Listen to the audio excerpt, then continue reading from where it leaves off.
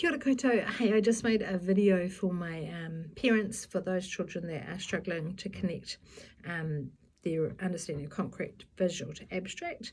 And I thought I may as well make a really quick video just to show how we use the wooden patterns, or Hungarian number frames, whatever you want to call them, to bridge children into basic facts, okay, because they are really, really important, and we know that basic facts is important. We know that children will often will struggle with the abstract, and children with dyscalculia will struggle even more to embed those facts. We know facts are important because it frees up I like to call it bandwidth. If I know the fact, when I come to a problem, I'm not focusing on the fact, I'm focusing on the problem. Okay, so we want these embedded. So children who have been working with the wooden patterns through the scope and sequence will have these automatically. Now that is your first goal, that I know 5 and 4 is 9, and I can see, and you can say to them how many, and they can tell you 9 just straight away. Okay, so we want to work with that. Children that have been working in the scope and sequence will also be able to create these patterns with counters, and they will be able to move, to prove, to turn it over, to explore the patterns within the 10. If that is not something they've done yet, please don't do this video.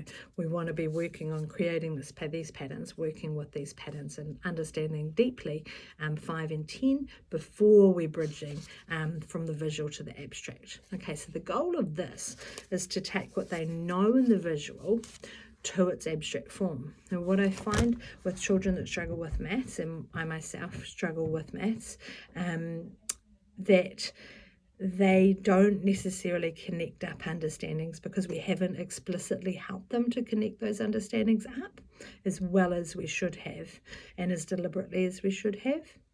And so we need to explicitly make clear how things link together.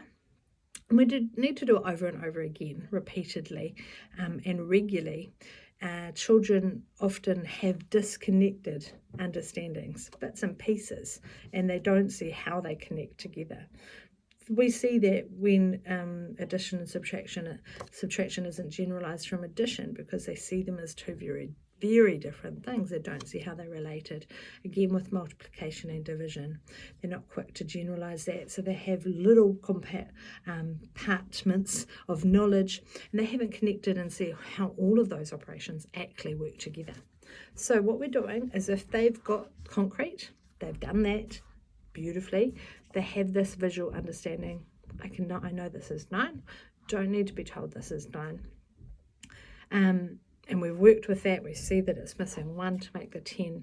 Then we're wanting to bridge to the abstract. So you're saying to them, 9, how can you see that's made up? 5 reds, 4 yellows. 5 and 4 is 9. And you're saying to them, 5 and 4 is, and you're wanting them to say 9. 5 and 4 equals 9. 5 and 4 is 9. Okay, or 4 and 5 is 9. Not separate things. 4 and 5 is 9. Okay, let me show you how this could be represented in a different way. And so you're just going to pop down 5 plus 4 equals 9. And you're going to show them this is exactly the same thing as this. I've just written this in symbols. They mean the same thing. 5 and 4 is the same as, really important, equals is not add up. Equals is not at the end, it's equals the same as. 5 and 4 equals 9. You write it down.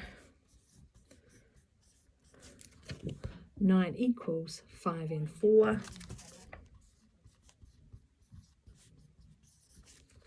4 and 5 equals 9. Okay, so you're showing them. And then what you're aiming to do is encourage them, keep this pattern in your head. Okay, we know that 5 and 4 is 9. I'm going to write a problem down. Let's see if we can work it out. What's 5 and 4 equal to? 9. Hopefully they'll tell you. You're going to build up with all of the other patterns through the wooden patterns in exactly the same way. You're looking for choral returns, so you'll tell 5 and 3 equals 8. What does 5 and 3 equal? And you're building that language up through there, working through that, showing them how it's written down, really, really, really important. And then you're building up to not needing those patterns. And so you could say to them, tell me what 5 and 2 equals, and they will tell you. You want them to be able to tell you. Then you can build up to doing to building a little bit of speed, and when they have that, to build their fluency, just to say it out loud, have them record what it's equal to. You're not going to work on that fluency until they have acquired this understanding, okay, until they've made the connection between the visual and the abstract. And that, what we've just done, again, please do not do it without having that concrete work as well. These things can work together, and they do in the scope and sequence. We're working with materials, we're working with visual, we are recording in the abstract. These things don't have to be mutually exclusive, but for our children who struggle with maths, particularly dyscalculia and math difficulties, that sense of that visual can bridge beautifully to the abstract, and sometimes we need to be more deliberate with that, and this is going to take repeated practice. Then we can start changing up the cards and have the whole 10 there, so we can be working on our bonds to 10, and we can be thinking, okay, 5 and 4, well, we know that's 9, so how many reds? 9. How many blues? 1. How many altogether? 10. Hopefully they're going to see this as 10. They should, if they've been working with this. Again, do this in a concrete form as well, not just the visual. Build this up, okay? We're not looking for memorization. We're looking for understanding. Just going to do the same thing that you did with those patterns. You're going to pop it down. You're going to say, we can record that. These two amounts go to 10. They add up to 10. That bonds to 10. We want to be using that language. 2 amounts that add up to a total. Remember that bonds are 2 amounts. We're going to write it down.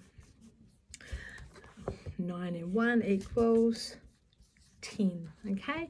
You're going to show them how it's written, attach the visual, again put the 10 equals, show them how that's written, and then eventually take that away, have them solve some of those facts. When you've done that, then you're going to intermingle all of the facts. You'll pick up some of the ones that they're having more difficulty with, and you'll pop in those with a greater frequency. Okay, sometimes 6 and 4 and 7 and 3 are more likely to be difficult, as is 5 and 4, 5 and 3. Okay, so if you were working on the fluency stage, you've worked through all that, they've got a great connection. When you're doing that practice, you can start with the ones they know, do a couple they know, put in the fact they're not sure of, do another few they know, put in the fact they're not sure of, so that they're seeing that fact more and more often. But we do not want it to be memorization. We want it to be understanding. We do not want it to be happening before children have acquired the understanding. We're building fluency after that understanding has been acquired, it has been developed, and when we can bridge from what we know in the concrete form, we can bridge the visual to the abstract. And again, obviously in your sessions, in your scope and sequence, these things are working together, okay? Because we do not want children with bits and pieces of understanding all over the place, okay? Hope that was helpful. Just thought I'd make that video since I'd made a similar one for my whānau at home, and thought it may be useful to show those people who are struggling with children who are then struggling with the basic facts, which we know are super duper important if we're wanting children to be able to concentrate on problem solving further down the track. Ka kite.